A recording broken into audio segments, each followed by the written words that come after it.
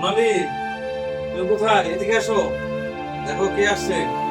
গ্রাম থেকে আপা আসছে, তাড়াতাড়ি কই আসো। আপনার দূর থেকে আসছে, আপার জন্য নাস্তা পানির ব্যবস্থা করো। কই তুমি? আসো। কোথায় তুমি?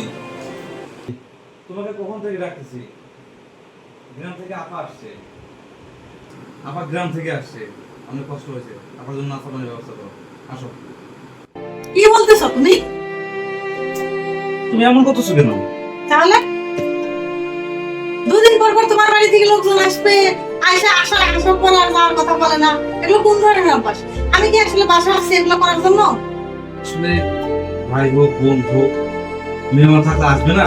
মেহমান তো মেহমানের বাসায় আসে, আত্মীয় স্বজন। কই? এই যে আপনারা যে দুদিন পর পর বাসায় আসেন, একটু থামো, এরকম করতেছো আরে কেন? কেন থামবো?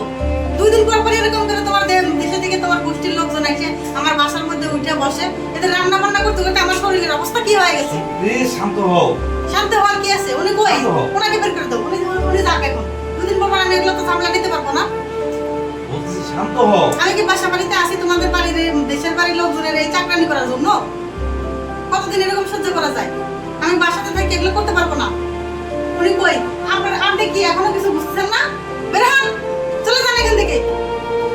কদিন আগে তো এসে থেকে গেছেন অনেকদিন, আবার আসতে হয়। ভাই বাড়ি দুদিন পর পর আসতে হয়।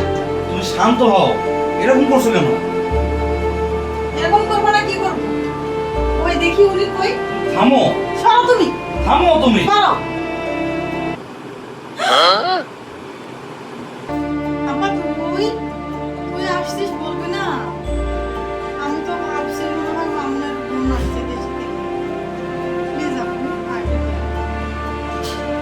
সি সোনালি, তুই এত খারাপ হয়ে গেছিস? আমার বোন হয়ে তুই এরকম ব্যবহার করিস শ্বশুর বাড়ির লোকজনের সাথে? সি সি সি, আমি ভাবতেও পারতেছি না।